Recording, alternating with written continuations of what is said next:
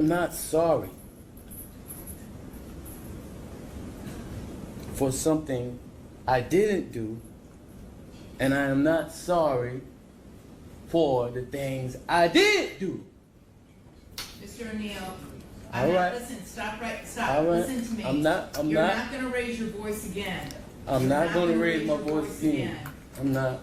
I will have you removed from this courtroom. I can sentence you without you being present. Yes, ma'am. You don't conduct I yourself. understand, Your Honor. Thank you. But I will say, I'm sorry for your loss. 19 years I've been at this job. I've seen human beings killed at the hands of others in every way imaginable. You name it, I've seen it. Shootings, stabbings, drownings, suffocatings, blown apart by cars, some DUI manslaughter cases, horrible things. This is the worst case I have ever seen as far as the facts go.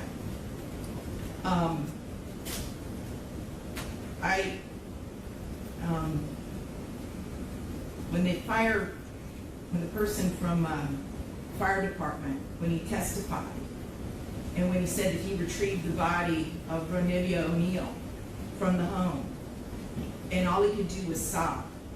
It took every ounce I had not to start sobbing too.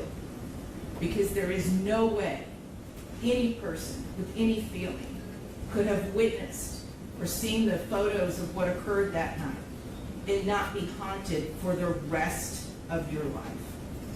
I know I will be.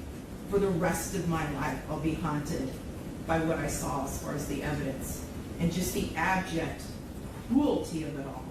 The abject cruelty.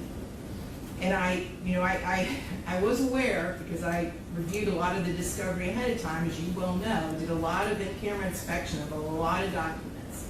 And I was aware there was some evidence, at least, that when you needed to recover from your gunshot wound, that neither your parents nor your Aisha, Ms. Robinson, would let you come recover at their home. I don't know if it's true or not. I'm not going to get into a dispute. I'm just mentioning there was some evidence referencing that in the records. And all I could think about, because I knew that Miss Barron was not with you romantically at the time. And I knew that she just out of the goodness of her heart let you come stay with her. And it is beyond tragic that that critical decision ended in so much horror for her and for her children. It is unspeakably cruel what happened as a result of that one decision. The way that Ms. Barron died was horrific, and that 911 call, which captured truly all of it. You heard, and everyone who's heard that 911 call heard a death scream. If anybody ever wants to know what it sounds like before a human being dies, knowing that their death is imminent, that's exactly what it is.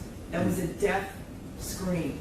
We're going to see if it's true. But what happened to little Ronidia and to little Ronnie, but I'm going to focus on Ronidia, because she was special. And you could tell Miss Barron had done everything she could to create a beautiful home for her family. I noticed that the Ronidia's bedroom, before you set it on fire, you could tell she tried so hard to make her feel like a princess. Kenyatta did everything she could. And I noticed too in the kitchen, on the refrigerator, she put up magnets that said faith, love, family, hope. And then you know what else happened to that refrigerator during that night? It got splattered with blood all over it due to what happened. Little Ronidia, she couldn't scream, she couldn't run away, and she witnessed what you did to her mother as far as shooting her mother in the arm with the gunshot. She knew. And the horror that that child suffered. And she already had a life where she was born with challenges regarding her physical and her mental disabilities. But the pain and suffering that she suffered that night at your hands, unspeakable. unspeakable, absolutely unspeakable. And at the moment, that first time you struck her with that hatchet, and little Ronnie testified that all he could see was tears coming out of his sister's face.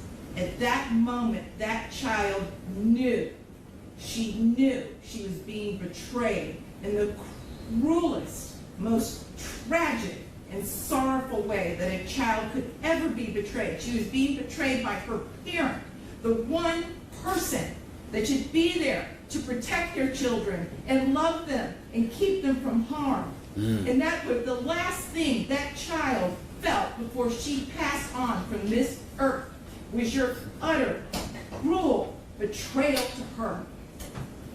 And I read somewhere, and I don't know if it's true or not, I have no idea, but I read somewhere that souls pick their lives, and that they know exactly how difficult their lives are going to be before they enter into this world.